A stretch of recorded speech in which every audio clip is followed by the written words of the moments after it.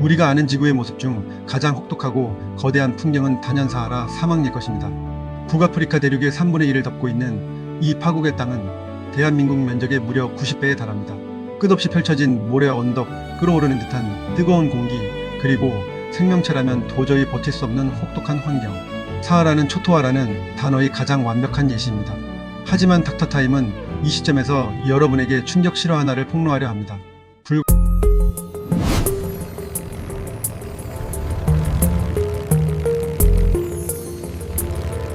불과 8,000년 전, 지금 이 모래바람이 휘몰아치는 사막 전체가 악어가 헤엄치고 코끼리가 물을 마시던 거대한 초강력 열대 정글이었다는 사실입니다. 이것은 상상이나 신화가 아닙니다. 과학자들이 푸른 사하라 또는 아프리카 습륜기라고 명명한 실제 역사입니다. 지금 당장 사하라 사막의 특정 지역을 탐사하면 모래 밑에서 고대 호수의 퇴적층이 발견됩니다. 그 속에는 하마와 악어의 화석, 그리고 수많은 어류의 뼈들이 감쪽같이 봉인되어 있습니다. 가장 결정적인 증거는 사막 한가운데 숨겨진 암각화입니다. 아프리카 고대인들은 자신들이 살았던 환경을 바위 위에 그림으로 남겼는데, 이 그림 속에는 사슴과 코끼리는 물론이고 물가에 사는 기린과 심지어는 카누를 타고 물고기를 잡는 사람들의 모습까지 생생하게 그려져 있습니다. 지금은 물 한 방울 찾기 힘든 그곳에서 고대인들은 풍요로운 바다를 경험했던 것입니다.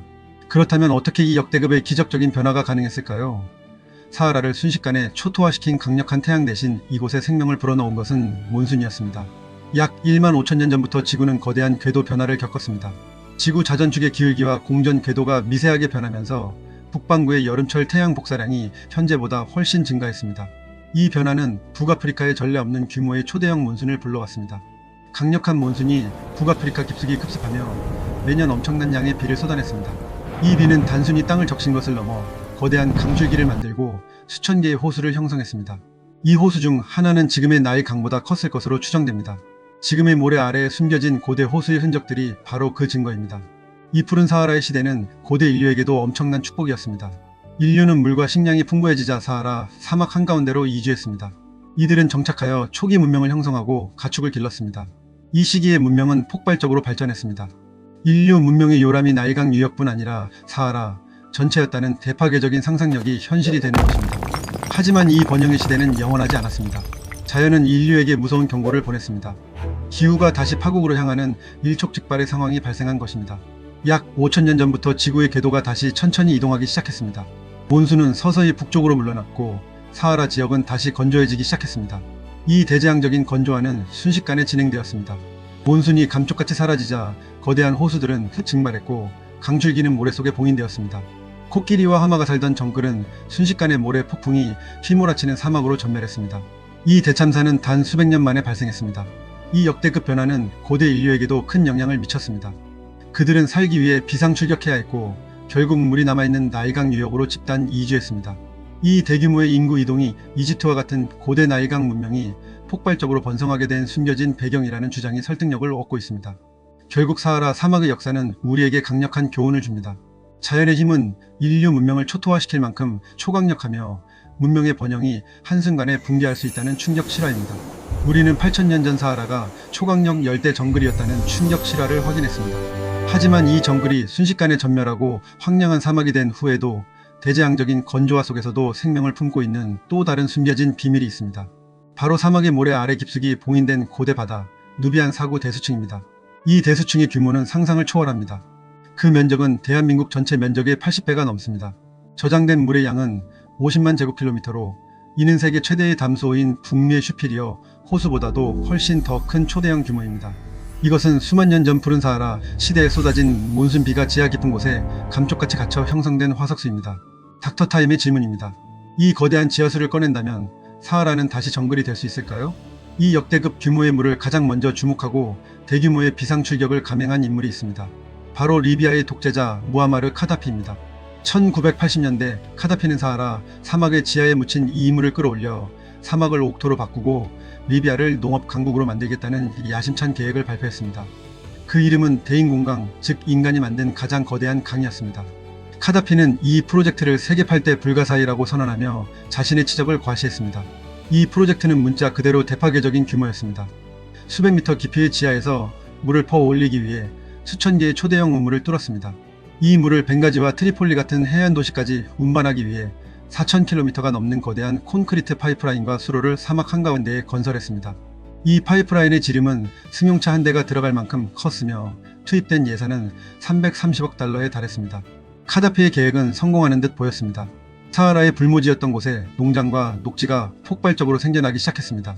해안 도시 주민들은 깨끗하고 풍부한 지하수를 이용할 수 있게 되었습니다. 겉으로 보기에는 사막화에 대한 인류의 승리이자 일격처럼 보였습니다. 하지만 그 이면에는 충격적인 진실이 숨겨져 있었습니다. 바로 누비안 사구 대수층의 물은 재생 불가능한 화석수라는 사실입니다. 이 물은 현대에 비가 와서 채워지는 물이 아닙니다. 수만 년 전에 봉인된 말 그대로 지하의 유물입니다.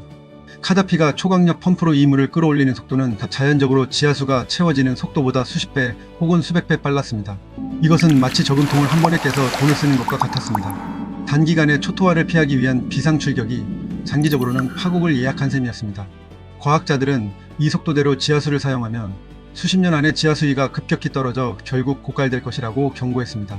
특히 리비아뿐만 아니라 이 대수층을 공유하는 이집트, 수단, 차드 등 주변 국가들까지 영향을 받게 되면서 일촉즉발의 국가적 갈등이 발생할 수 있습니다. 닥터타임이 지적합니다. 카다피의 대인공강 프로젝트는 사막에 생명을 불어넣었지만 그 생명은 시한부였습니다. 지하의 고대 바다를 무제한으로 사용함으로써 사하라를 다시 정글로 되돌릴 수 있는 근본적인 자원을 순식간에 고갈시키는 대참사를 초래했습니다.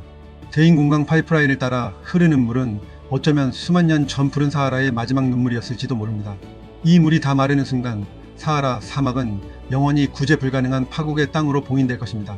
이 역대급 프로젝트는 인류의 탐욕과 비전이 어떻게 대재앙으로 이어질 수 있는지 보여주는 살아있는 충격 실화입니다. 우리는 카다피의 대인공강 프로젝트가 지하에 봉인된 고대 바다를 고갈시키며 사하라의 또 다른 파국을 예약했다는 충격 실화를 확인했습니다. 재생 불가능한 화석수에 의존하는 것은 일시적인 비상출격일 뿐 장기적으로는 대재앙을 피할 수 없는 초일기에 들어선 것입니다. 이 사막화라는 재앙은 비단 사하라 대륙만의 문제가 아닙니다. 지구 전체가 이 초대형 문제에 직면하고 있습니다. 특히 아시아의 거대 국가인 중국 역시 고비 사막과 타클라마칸 사막의 폭발적인 확산으로 국가적 위기에 처했습니다. 모래 폭풍이 도시를 덮치고 농경지가 초토화되는 대파괴적인 현상이 연례 행사가 되었습니다.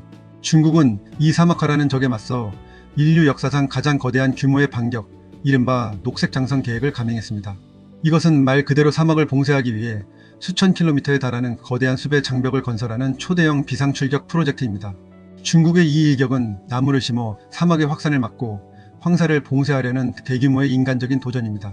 녹색장성 계획은 부분적으로 성공을 거두며 사막의 돌파를 막아냈습니다. 하지만 이 노력만으로는 지구 전체 기후를 바꿀 수는 없습니다. 사하라 사막을 다시 8,000년 전의 푸른 정글로 되돌리기 위해서는 단순히 나무를 심는 수준을 넘어선 초강력한 지구 공학적 개입이 필요합니다. 일부 과학자들은 사하라 사막 전체를 태양광 패널로 덮는 방안을 제안합니다.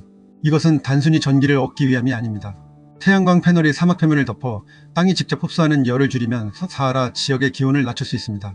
기온이 낮아지면 공기 중의 습도가 높아져 구름을 형성할 가능성이 커집니다. 이로 인해 인공적으로 비를 유도하여 사하라에 다시 몬순이 서막을 열 수 있다는 계산입니다. 또 다른 연구는 대규모 인공 비를 내리는 방안, 즉 구름 씨앗을 뿌려 비를 유도하는 실험입니다. 이는 일종의 인공적인 기후 급습이지만 사하라처럼 광활한 지역에 비를 내리게 하려면 역대급의 자원과 기술이 필요합니다. 게다가 이러한 인공적인 개입이 주변 지역, 예를 들어 아프리카의 다른 지역이나 유럽의 기후에 어떤 폭풍 전야를 가져올지는 아무도 예측할 수 없습니다. 인류의 도전은 멈추지 않을 것입니다. 수만 년 전 푸른 정글이었던 사하라처럼 우리의 문명도 한순간에 파국을 맞을 수 있다는 사실을 잊지 말고 늘 미래를 대비해야 합니다. 오늘도 닥터타임과 함께 인류 역사의 비밀과 과학적 충격 실화에 깊이 몰입해 주셔서 진심으로 감사드립니다. 여러분의 귀한 의견 하나하나가 이 거대한 지구적 문제를 해결할 실마리가 될 수 있습니다. 오늘 영상이 마음속에 여운을 남겼다면 채널에 머물러 주시고 여러분의 생각을 댓글창에 꼭 남겨주시길 부탁드립니다. 다음 시간에도 상상을 초월하는 역사와 과학 이야기로 여러분을 찾아뵙겠습니다. 평안한 하루 보내십시오.